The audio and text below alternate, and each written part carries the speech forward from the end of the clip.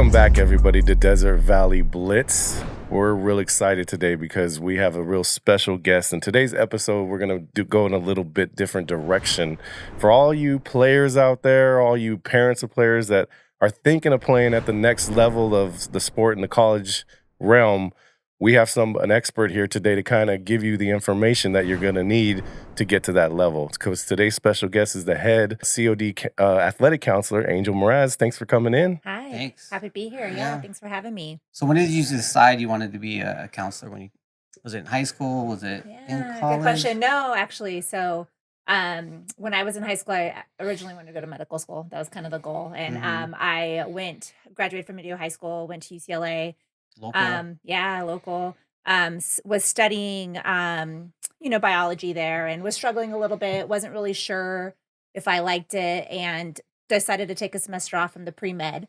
And actually got a job on campus as a peer counselor. So was working at UCLA, helping to advise, what peers can advise at the college level, and kind of just fell in love with it. And then had a couple of mentors who went to get their PhD in counselor education out at the University of Maryland. And so kind of recruited me to move out to University of Maryland College Park to go get my master's in counseling. And that's kind of where it all started. Just kind of a fluke. It wasn't on my radar at all. It really helps when you find a mentor or someone that kind of guides you and gives you direction to go, especially when you're trying to figure stuff out. So. Yeah, when they see something in you that you don't see in yourself, right? When they can decide, they can help you understand what your strengths are and really help you to begin seeing that in yourself. Yeah. So started off as a high school counselor, worked as a high school counselor for over 10 years, and then kind of accidentally fell into community college. So now I'm a counselor for the student athletes at College of the Desert.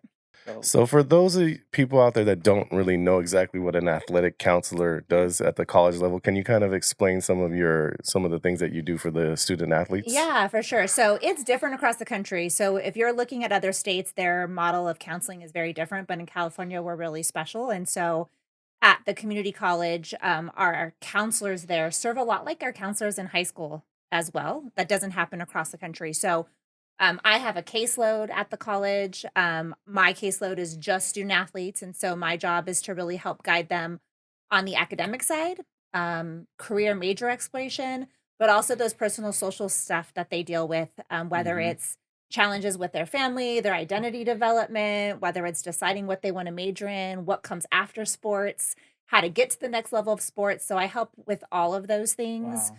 And eligibility is a big part of my role. So eligibility not only at College of the Desert, because they have to maintain eligibility there, but a lot of them have goals to transfer. So eligibility at the next level, whether that's NAIA, NCAA Division 1, 2, or 3, helping them understand what those rules look like and making sure that they're meeting those expectations. And is there a difference between like an NAI school and a D1 school and a JUCO? There's different eligibilities, right? So every single organization, whether it's NCAA, NAIA, so California Community Colleges are the 3C2A, the California Community College Athletic Association. So all of those organizations have their own rules. They have governing boards that make up the rules that decide what a student needs to be eligible. I actually am also the president of the statewide counselor association. So our abbreviation is the 3C4A, but essentially we are a group of counselors that work with student athletes across the state in all of the community colleges. And I'm the president of that organization. And as part of my role as a president, I also sit on the statewide management council. And so the management council for 3C2A evaluates the rules every year. What rules are working, what rules are not working, what do we need to change? Where are students falling short on eligibility? How do we better educate the people in the field about how to make sure students stay eligible? So all of those organizations have these governing boards, and I'm just fortunate enough to have a voice on our governing board, and I'm able to impact our legislation and the rules that our students are having to achieve. No, you got a lot of balls in the air, huh, in terms of the managing all that, right? Yeah, and it's great though because you have on this management council, you have athletic directors, you have coaches, you have people at the state office. But it's really important to have that counseling perspective as well because we see a different side of what the students are experiencing, right? So to be able to have a voice there and have impact on legislation, and I think that my voice has had a strong impact. I've been the president for 4 years now, so I've had a lot of opportunities to give my voice and input on what students are experiencing. For a young guy going into college for the first year, I mean, trying to wrap your mind around all that, I can see what like having a good counselor is so important. So Yeah, they get tricky. I mean, I've seen people not meet eligibility based on one unit, right? They didn't yeah, complete one unit, yeah. or coming out of high school, they didn't take one class that they needed to be D1 eligible. And so it's important. Yeah. So thinking about your role as the counselor and keeping kids eligible and things like that, I'm sure Mhm. there's a lot of like common mistakes you see the high schoolers and the kids that are coming in that maybe there's some common things that they could probably do now as like a Mhm. sophomore or junior in high school if they're thinking, hey, I want to play at the next level in any sport, right? So Yeah. what are some of the common mistakes that you see coming in that people did that they knew about it, they could easily fix it? Yeah. So NCAA Division One, the biggest rule to be eligible to go to NCAA Division One school is that you have to complete 16 core courses by the time you graduate high school. And those 16 core courses are very specific. The school districts have to submit those courses to NCAA. Mhm. NCAA has to approve those courses and say, yes, they're on our approved list. And then students have to successfully complete those courses with a C or better. 10 of them have to be completed by the time they're juniors in high school. So Wow. eligibility actually starts probably your 8th grade year when you're doing Wow. those course I didn't know that. Yeah, you selections. better you better listen to Yeah. that, people. Yeah. 8th grade. When you're doing those course selections about whether or not you want to go to Mhm. what classes you want to take your freshman year in high school, right? You have to make sure that you are enrolled that freshman year in the right courses because you have to complete 10 of them by your senior year. And you have to have at least a 2.3 GPA going to a Division One school. But that 2.3 GPA is only in those core courses. So those electives that you take, those PE classes that you take, those don't count towards Mhm. that 2.3 Mm, GPA. It's only those 16 core courses. We're lucky in California because our college system has something called A through G requirements, Mhm. where students have to take a series of courses to meet the eligibility requirements to go either Cal State or UC. Mhm. They pretty much align with what NCAA requires. So it's like 4 years of English, 3 years of math, 2 years of science, foreign language, history, those kinds of things. So they align. So our students are very fortunate. Oh, That's that's not the nice. case when we're looking at out of state schools. Wow. Um, so that's a benefit that we have being in California, but students still need to take them. They still need to get C's or better. Mhm. They need to be careful if they're doing credit recovery. If they get a D in a class and then have to repeat it, they need to make sure that they're taking the right course that's on that approved list. So, And done really within time. important. Yeah. Really important you think about the classes that you're taking. So you hear that? Don't put it off. Don't wait. Yeah. yeah, don't Yes. skate through taking all electives all the way through and thinking you're Yeah. gonna be eligible, right? Yeah. Bobby, you asked what is a common mistake. I've seen people miss those 16 courses by one semester. One semester. Man. And then not be eligible to play. Ugh, And so it's really important that they're paying attention to what those courses are and taking academics seriously. yeah. Yeah. Um, you spoke to like you've been in this game. You've dealt with a lot of eligibility Hmm. with athletes. Do you have any athletes that kind of stick out in your mind that a story about somebody that came from not maybe not being eligible, Yeah. like a favorite story of yours because you've been doing this a long time and helping Yeah. athletes a long time. Yeah. Favorite stories. I'm going to keep names out of the conversation just because I want to make Sure. sure I'm protecting student Mhm. confidentiality. But yeah, my favorite story is a student athlete that we had come into COD who wanted to go D1, and he shows up in my office and he's like, I have to graduate in a year and a half. And this was actually when I first started. It was like, I think it was my second year as a counselor. I've been doing it for 10 years now. So it was my Mhm. second year as a counselor in athletics at COD. And it was at a time when we still had a lot of prerequisites for math. And so math is a gatekeeper. If you all need to understand math is a gatekeeper of all things, and you need to have your math done because math is Mhm. going to keep you from meeting these NCAA requirements. But we had a lot of prerequisites. That's not the case anymore. There's been some regulation changes, but he had several prerequisites in math that he needed to complete. And I was like, there's no way you can graduate in a year and a half. No way. Um, he was a true advocate for himself, and he's like, I'm gonna do this. This is my goal. And he went and talked to some math professors. He was able to prove to them that he had the skills to go straight into college level math. He came back Wow. to me and he says, this professor will allow me to take his class. And I was like, cool, let's do it. Graduated in a year and a half. Wow, got it done, And let huh? me tell you, he came out of high school with below 2.0 GPA, and he was recruited by over 12 Division One schools. He ended up going to UCLA.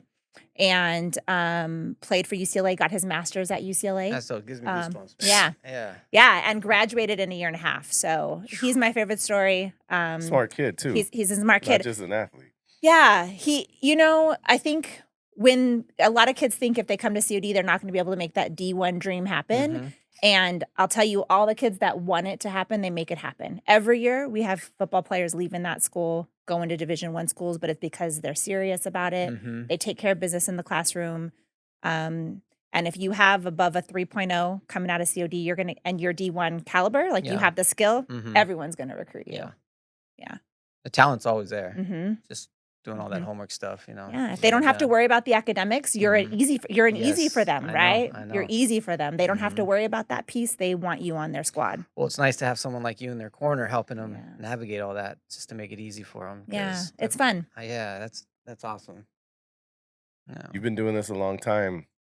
Um, Recently we've seen a lot of changes in the college athletics Mhm. space, especially in the Yeah. D1 space. I mean, those guys in football are basically professionals at this point. Yeah. They're getting paid. They're player movement. There's the freedom of transfer portal and all that Yeah. stuff. Yeah. Yeah. Are you starting to see that kind of trickle down into Yeah. your level now? I mean, because you got to have guys that are super talented that are on like can get into that game in terms of the NAIL and all that stuff. What are you starting to see on your level at the junior college level in California here? Yeah, absolutely. And I'm fortunate also in my role. I get to go to a conference every year that is full of NCAA professionals, both on the athletic director, academic side of the house, and there's always conversations about the transfer portal and about lawsuits that are happening. The NCAA is getting sued left and right. So, couple things. One is we get a lot of bounce backs. So a bounce back is somebody who went to a four-year university for whatever reason they weren't successful there.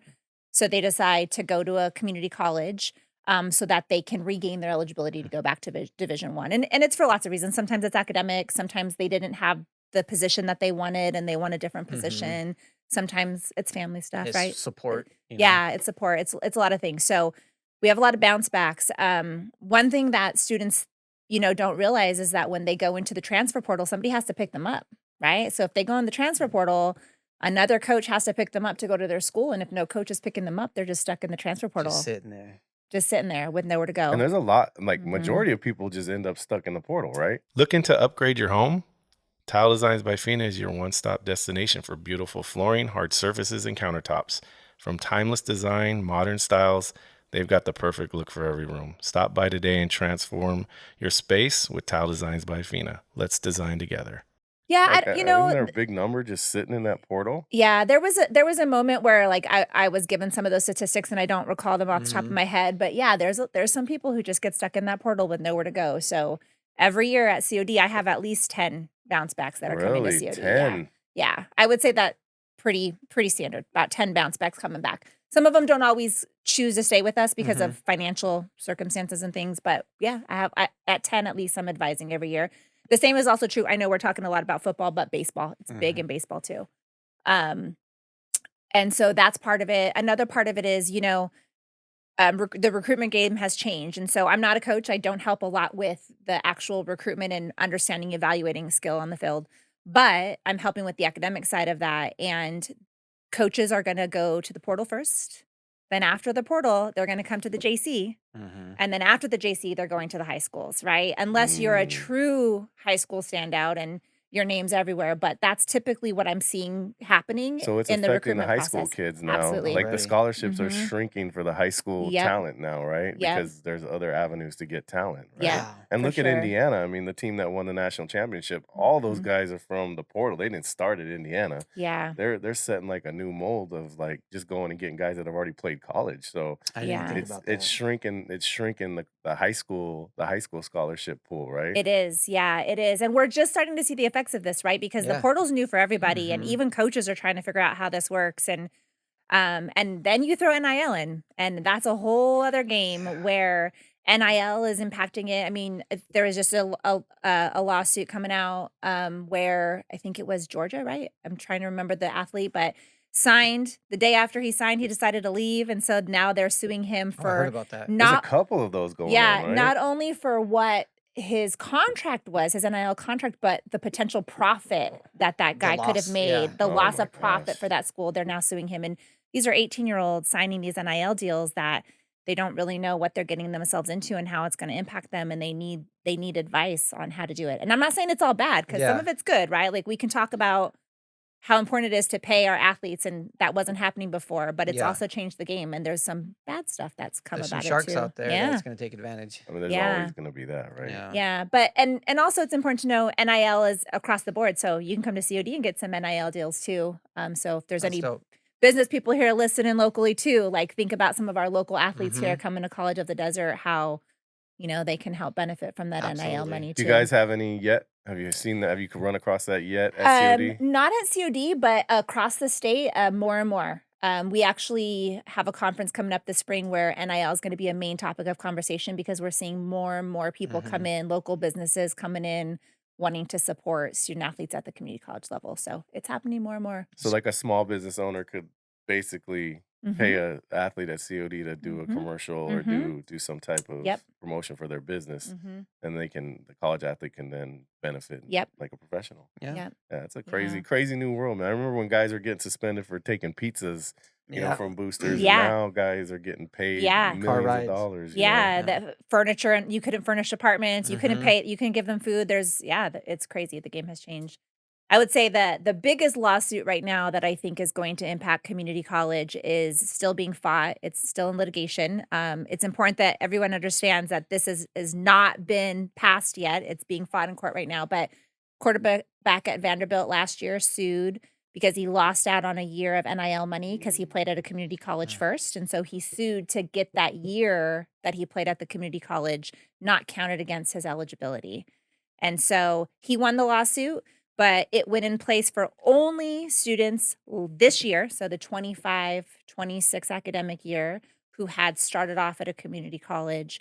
They were able to get their year back. So they essentially did not have that count against them. A lot of people interpreted that as, oh, community college no longer counts. That's not the case. It does still count, but it is being fought in court right now, where maybe someday you'll be able to come to COD, play for us for a year. That won't count towards your eligibility, and then you'll still have 4 years to play. I'm not mad at that. Yeah, I mean, Yeah. but it's the Wild West in terms of the rules right Yeah. now, right? They're They're just ever changing. They change so fast that, like, we have a committee at the state where I sit on to help advise our counselors, like, how to keep up, and our coaches on how to keep up with this Yeah. stuff, because they're changing so fast. Yeah. That's crazy, man. Mhm. It's crazy. If that goes through, that changes the whole landscape, not only Yeah. of junior college football, Mhm. but of high school football, Yeah. right? Because you're going to see guys leaving earlier, I think, to go to JC to play Yeah. against better competition to get And that. Because the pool of scholarships is shrinking, right? Mhm. So you got to play Yeah. better competition to get a scholarship. I just think it changes everything. Well, it does, and I mean, maybe leaving earlier, maybe not. Maybe we've had this conversation before about students who are reclassing right now and repeating that 8th grade year. Like, maybe later on they're gonna not reclass because Yeah. now they get to come to community college and take classes that are gonna count towards their degree. I Mhm. think from a counseling perspective, one of the things that excites me about the potential of this rule change is that now our students can go get master's degrees with those scholarships that they're getting at the 4-year level, right? Because they'll be able to complete some units at College of the Desert towards their degree, finish in 3 years at the 4-year, and then still have a year to play to Yeah. get that master's Yeah. degree. That makes a lot Um, more sense, I think, than yeah. holding them back 8th grade year. You don't really benefit No. being the old guy on a young team. Like, Yeah. recruiters want Un- young talent, yeah. not old talent. Unless you're Yeah. not that good. Yeah, I Yeah. mean, to me, but to go to COD a year early would be Yeah. because you're playing better competition and you're Yeah. working on classes that are going to benefit your Benefit, yeah. degree. So I Yeah. think that would be the more logical choice. I would assume if that law does Yeah. pass. Yeah, I wanna be clear, So it's not a rule yet. not Yeah, it's yet, not It's not a but rule yet, It's but it's changing just fast. thinking, it's being in thought right now, and NCAA, because again, I have direct communication with the folks at NCAA, because Mhm. we advise the state, Yeah. and they won't even talk with us about it right now because 'Cause they're not it's sure. being fought in court. Yeah, they're Yeah. not sure. They don't know Yeah. what the outcome is going to be. So,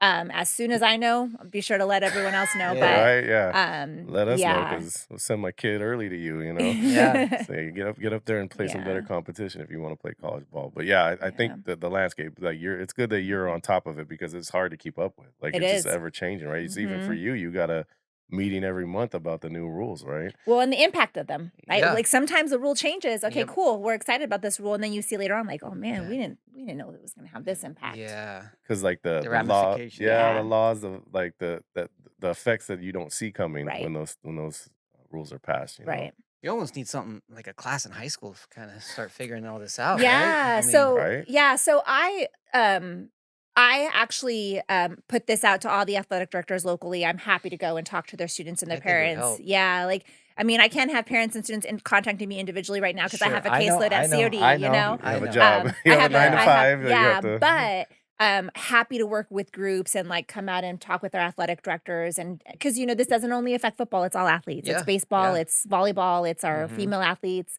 emerging sports like girls flag football, Flag women's flag football. football. Yep. What does that look like? And so I advise all athletes, not just football players. And so happy to come out to our high schools locally and talk about these rules and the impact of these rules and It's important. get people started Mhm. understanding what they need to do. Right. And Yeah. Yeah. we'll put your information in the bio for all those Mhm. counselors in the high schools that maybe want to pick Angel's brain here. I think it'd probably be a good conversation to have because, like I said, who's going to keep up with all these rules? It's just Mhm. too much, you know. Mhm. On a lighter note, you always see these stories in the news about JCs. This guy 50 years old that wants to come out and play football. Well, Yeah. he never played before. So Yeah. who's your oldest student that you've ever had in the athletic department there? You got to have somebody. Tired of payroll headaches? iPay Solutions is your local payroll and HR partner right here in the Coachella Valley. From direct deposits to compliance, we handle the details so you can focus on growing your business. iPay Solutions, local, reliable, and built for your success. Got dirty carpets, tile, or furniture? Trust the Carpet and Tile Care Company, your family-run experts. We bring sparkle back to your home with top-notch cleaning services, reliable, affordable, and eco-friendly. Call us today. We can be reached at carpetcare.co. Phone number 760-773-5882. Yeah, I don't know. It happens every year. Every year we have Really? some. That Oh, every year some every old year. guy comes in there my age wanting to play on the football team? Every year. Put your pads down. I Put your wouldn't say pads I still down. got eligibility. You know what? That's funny. I joke all the time because I didn't use my athletic eligibility, so I always joke with the volleyball coach. Hey, coach, I still have my eligibility. Yeah. You ready? But every year, I wouldn't say super old, right? I would say they're still in their 20s. Okay. Yeah, they're still in their 20s. But every year we have some people that took some time off and, for good reason or whatever. That's a good thing about community college is we don't have a clock like the NCAA has. Like NCAA has a time clock where like tennis, you can't take more than 2 years off to go play tennis at the NCAA school because there's all these amateur rules and things like that. They get really complicated. And then once you enroll full time at a community college, your clock starts. And so you only have 5 years to play 4 seasons of competition. And you have to do that within a 5-year time period. And that clock never stops. That's another rule that a lot of people don't understand and mess up on. And then their D1 clock is just not happening anymore. But at the community college, we have no time clock. So you can come back and you can play 1 season with us, take 4 years off and come back and play another season with us. I mean, You only can play 2 with us, but we don't have a time clock. Yeah, Okay. glorious 2 years. so the Yeah. oldest person wasn't 50. No, but actually, I think the sport that probably had the older students coming back was actually cross country. We had some of Oh, our yeah, I older can see that. students, who found okay. a love for running later on in Some their of those life. runners love running. Yeah, and Yeah, they came competing. back and played Cross-country, some huh? cross country. Yeah, We we got had some some 30-year-olds on the cross country team. Yeah, we had some students who were like pre-nursing who needed that stress relief, and it was a great opportunity for them to come out and like be part of the team and Get some credits. Yeah, and get some credits. Yeah, so Oh. and you do get credits at COD that actually helps pay for financial aid too, See, or get yep. financial aid, not pay for financial aid, get financial aid. So yeah, we do have some older athletes coming back. Yeah, that's. I There's mean, still hope for us. still. Yeah. Oh, you already used your eligibility, so I know, I'm the know. only one. Unless they change I the might have a rules, year. huh? I might have a year left or something, but Yeah. I'm not gonna go kill myself to No. try and do that. I might die out there. Yeah. So getting back to kind of the eligibility thing, Mm-hmm. kind of running up against time, we want to see what advice would you give maybe a player who thinks they're Yeah. going to play on the next level? They're like a 10th grader, 11th Yeah. grader, thinking about I'm going to go to the next level in any sport. Mhm. What advice would you kind of give that person right now what do they got to do to kind of get their ducks in a row in terms of, getting to that next level and being eligible that first year on Yeah. campus? So the first thing that I would do is make sure you're registering for the NCAA Eligibility Center. So you have to register for the NCAA Eligibility Center to get an official visit. You can't go on campus, any NCAA school, without having that ID number. There is a fee associated with it. I think it's about $95 right now. For those of you who are in high school, your career center or someone on your counseling team also has the ability to give fee waivers for that if you qualify for those fee waivers. So definitely get registered with the Eligibility Center. Take a look at the 16 core courses that you need to take at your school. It's an easy Google. You just put in the Google search NCAA 16 core courses, and then you can search by your high school. So everybody can go on, search, and you'll be able to see the actual name of the courses at your high school. So you need to make sure you're taking those 16 core courses and make sure you're passing your classes, Yeah. right? Like you need the minimum GPA is a 2.3. So remember to get that. You can't just get straight C's. You have to have some B's. If you had all B's, you'd have a 3.0. I mean, let's shoot for that, Yeah. right? Even better. Again, if you have those academics in line, the recruitments are going to come, bigger and better because they know that they don't have to worry about you Yeah. Just academically. one less thing. The NCAA schools get graded. They have this thing called APR, is where they have to submit data and prove that they're doing a good job as departments. And one of those data pieces is your academics. And so it's a huge part of them receiving their funding and Yeah. continuing to be in existence. So if they don't have to worry about you.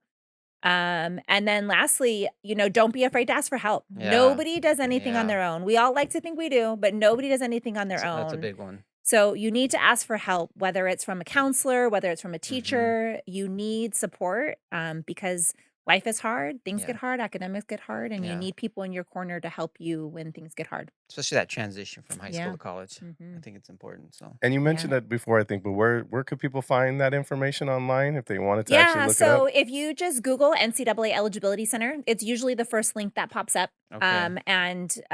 Again, it's the Eligibility Center. That is where you register. Mhm. There's 3 options to register, and you really want to do the option where you have to pay because that's what's going to get you the status of whether you're. We didn't talk about this at all, but whether you're a qualifier or not. So a qualifier is somebody who met all the requirements Mhm. and they can go directly and play and get a scholarship and practice with the team. So that's what's going to give you that status. Awesome. Yep. And where would you find out if you're qualified or not? Just on that Yeah. website? So you have to register with the Eligibility Center, and then you only find out if you're a qualifier actually if you're being recruited by a school. So the school has the Mm. ability to go in and say, all right, we're looking at this kid.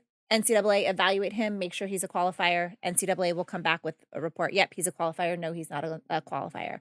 Okay. But I actually at COD have the ability, if they're a COD student, to do that as well. So a student will come into me and they'll tell me, hey, miss, I think I'm a qualifier. And I'll be like, cool, give me your NCAA ID number. The And number. then I send that NCAA ID number to my contact at the NCAA and I say, hey, they're a JUCO student. Can you evaluate them? Let me know if they're qualified or Mhm. not, because then I advise differently. The rules Sure. to transfer Mhm. are different if you're a qualifier versus a non-qualifier. Awesome. A lot of Yeah. good information Yeah. here, people. You're gonna have to watch this one twice because Yeah. this one Take has, notes. this one you're gonna have to have the AI break this one down for you. But Yeah.